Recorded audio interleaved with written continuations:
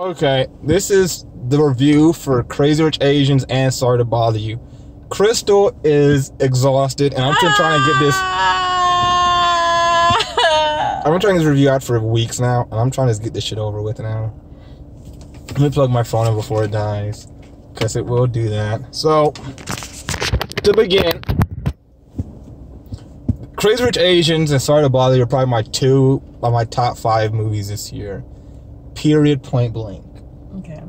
And first time watching it, I would say to everyone out there, if you can see the movies, go watch them right now. If that's what you want to know, watch them. There's no point to even watch this video no more. But if you have seen the movie, you can tell the sync was already off. The recording. Yeah. Whatever, it's gonna do the thing anyway. So begin with Crazy Rich Asians. We're gonna try to blow through this as fast as possible, and she's about to fall asleep on me. I'm not gonna fall asleep. So Crazy Rich Asians is a kind of a, I'll say, fantastical story between boy meets girl. Boy's rich, boy's a prince. You know, just low key. I mean, how did she not know? Like, I guess you don't know a billionaire when you see him, right? Even though they're dating for a year and a half. Yeah, you know, you never Google searched him ever, you know. Never asked him about his family. Never saw his those hard-hitting questions that you should know within, like, the first 3 months. They just completely went over. And they were just fucking from day one. Like, any good relationship should, you know. Wow. Babe. Nope. Crazy Rich Asians, though.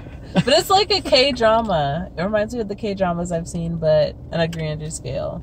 Where you're in a relationship with this high-powered individual and it's kind of like, oh, I'm just like from this lowly caste and trying to make that work. But this was done really well. I would say the thing about Crazy Rich Asians that it's just a very well executed, oh my god. You're tired too. Executed romance movie. It's the jokes are funny, the characters are memorable. Everyone has a character, except that Asian girl who's just supposed to be crazy. Oh, the friend. Yeah. She's actually a YouTube star. I liked her a lot. She made a YouTube. Remember that song? It's like my dick, dun dun dun dun.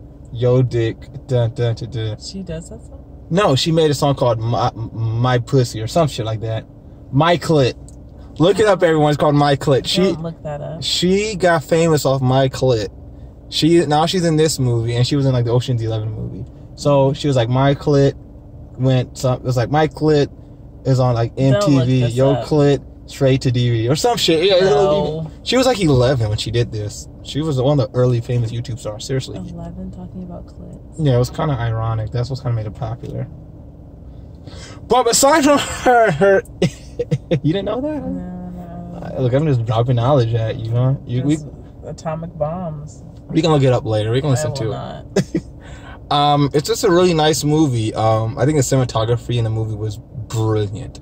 There's a part in the movie that was the wedding, which is so remarkable. That was my favorite scene. The wedding is so remarkable. Like, literally, people were tearing up how pretty it was. I was bawling my eyes out. It was so beautiful. It was literally the prettiest. Hashtag inspiration. Hashtag goals. Hashtag goals. That doesn't mean you're. Hashtag my wedding of the future. Hashtag, like, hopefully no one else watches this movie because my wedding's going to be exactly hashtag like $5 billion worth of wedding. Like, fireworks, everything. The whole. It's literally the prettiest shot I think I've ever seen in a movie ever. It's up there. I don't remember a shot in the movie. I'm like, wow. The way they introduced that, the way, like, that was crazy. And you could tell everyone else in the movie was like, are we seeing the same shit? It was amazing. They did really I bet good. the actor was like, I really want to get married right now. Yeah, I can only imagine being the actor and actress, like, going through that. It's kind of like, it makes it, I don't know. It seemed like a real wedding. It didn't seem like we're watching a movie. Oh no, it was really like sensational, and the chemistry between the guy and the girl, you could really feel it. It was like, great. They could just look at each other. You could feel the passion between the two of them. Yeah. And the movie's just about them two as a couple willing to sacrifice everything for each other. And at the end of the movie, this isn't a spoiler. It's a romance comedy movie. They get together. Woohoo. But it's done in a way that it's very believable. All the characters are. I really liked all. This is a romance comedy movie. As a guy, I usually hate most of them because they're boring, they're stupid. At least to me, they're predictable, and the jokes are kind of flat. But the thing about this movie that the dynamic between the mother and the son was very powerful. You understood the mother, where she was coming from. She was like, my daughter deserves this because this is who she is. And it's not because you're not a good person. Oh, my bad. My son deserves this. Yeah. My son deserves this. Not because you're not a good person, but he deserves this because he is my son. Pure point blank. And you just don't reach that. And it's not that you're a bad person. You just don't have that with you. And you kind of understand her perspective. You understand the mother's perspective. You understand why he loves her. Yeah. Because she is different. She does just love him for him. She doesn't want his money. It's so funny when he tells her, I am rich, she's like, you ain't give me no money? And it's like, it's like, I ain't mad at you, but it's like, you could have paid for that last meal, you ain't got to eat off my plate. Yeah. Because the first thing he's eating off her plate. It's like, motherfucker, you got all that money? Shit, put that in a CD account or something. Like they so rich that they walk through the city and everyone else is like, oh shit, that guy got extra money. Yeah. Like even the other rich people know about this person. Their family is very up there, and it kind of shows how in Asian culture what that means. And I don't even think we even talked about it. Like it talks about like what makes Asian culture, and kind of the doubts and kind of the judgments that are cast because of what family you grew up in, and what that means for the success going forward for that family name, because that's still very prevalent in Asian culture today. Yeah, it was very interesting. Like, it was really interesting because they called her a banana because she's yellow on the outside but white on the inside, which is really interesting because like her dynamic is that she's ambitious, and they don't like that. They don't like ambition for the sake of individuality. They want you to do things strictly for the family. You sacrifice for the family. Yeah. You don't give a fuck about your own personal desires. And so the son was very different because he valued his own. He was more individualistic. I want to be happy for myself. I don't want to marry someone who's rich just for the family to have money.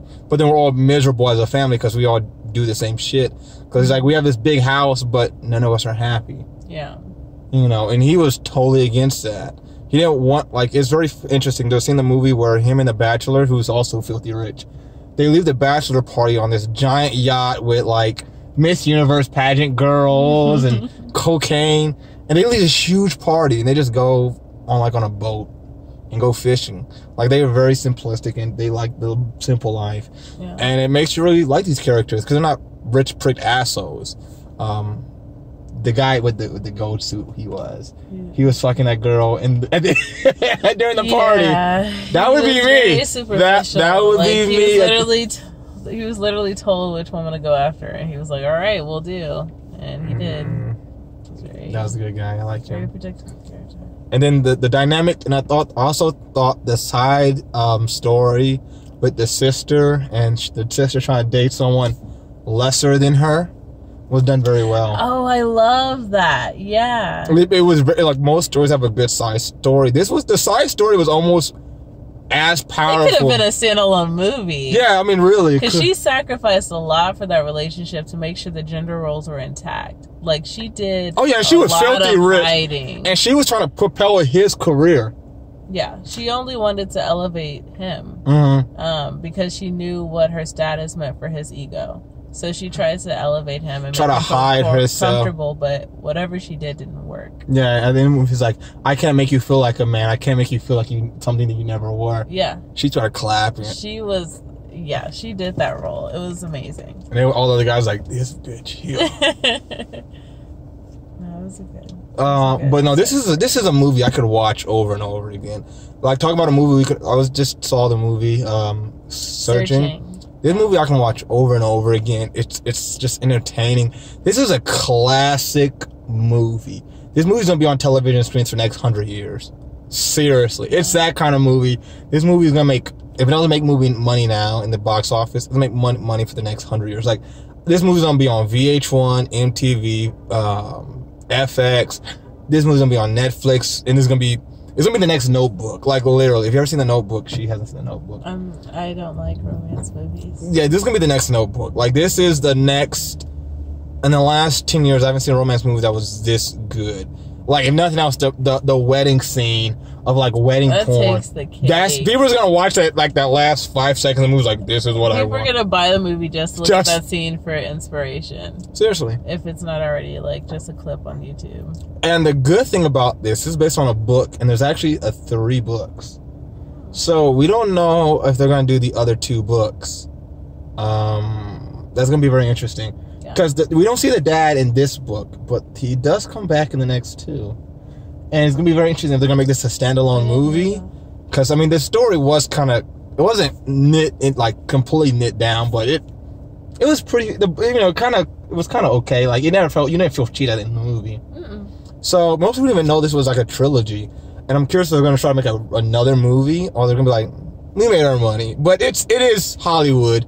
They're gonna make another movie. Yeah, especially after the success. Like, it is shown to it's been number 1 on the box office for weeks now. A lot of different audiences. For weeks now, been number 1. Yeah, this is the first time, and I don't know how long they've said that there's been a full Asian cast. So for it to be successful with a full Asian cast shows a lot of promise. Yeah. So think about this movie. Like I said, it's a classic movie. Go get it right now. Don't waste no time. This movie, you can, like I said, you can play in front of. This is great for older, younger, middle-aged. There's nothing wrong. There's no raunchiness to it. It's very surface level, but at the same time, it's very deep. If you want to talk about racism or politics or gender roles or immigrations or status or individuality versus family oriented, you can talk about all that. Or if you just want to get a simple ass, I love you, she loves me, the family doesn't like me story, you can get that too. This movie has a lot of things going for it. And I don't even know when they even made this movie, they saw all this. But if you ask me, this movie was a bomb.com. For the movie it is. What's the other 10 out of 10 movie I gave this year? So, Won't You Be My Neighbor? Yeah, I gave this a 9 out of 10. I want to give it a 10. But I think I just want to see The Father. If I saw The Father, I think it would have been a 10. But I think that's for the sequel. So I'll hold off on that. So I'll also give it a 9 out of 10. But this is a definitely go watch. Go show everyone and their mother. This is a movie you can recommend to everybody. This isn't John Wick 2 when you're like, oh shit, Susie might not like violence. Mm-hmm. You know, there's like cursing and fucking in Game of Thrones. I don't know if little Timmy will like that. But this movie, you can show anyone their mother. They might not love it, but they would actually be entertained. And I would tell anyone this. This movie is going to be number 1 for a long time. Definitely go watch it. 9 out of 10. Throw your money down. Take whoever out. You know, if your girlfriend's mad at you, take her to this movie. Do what the people in front of us did. Oh my gosh. This is not the video, but someone in front of us was having sex in their car, literally, like on top, blowing the horn. It was actually rather funny. It was hilarious. It was so uncomfortable. But they just probably saw Crazy Rich Asians. No, they left their car to go to the theater. So who knows? They're feeling good, so they went to the movie. Then they feel extra good when they see Crazy Rich Asians. Yeah. So yeah. And for double time. Yes, double time indeed. Go watch this movie. Have a happy ending. Yeah. You get it? Because it is like an Asian happy. That wasn't a racist joke either. That wasn't. No. 100% appreciation for the Asian culture. Look, okay, go watch this movie. Go get your happy ending in. And go tell everyone, you know. Anything else to say about the movie? It's great. Okay. See it. Asian power and Hollywood. What we're going to do for Asian power is like... No, that just makes it worse. Just say, I'm loving Asian representation in Hollywood. It's about damn time. Asian power. Oh my God. Okay, deuces.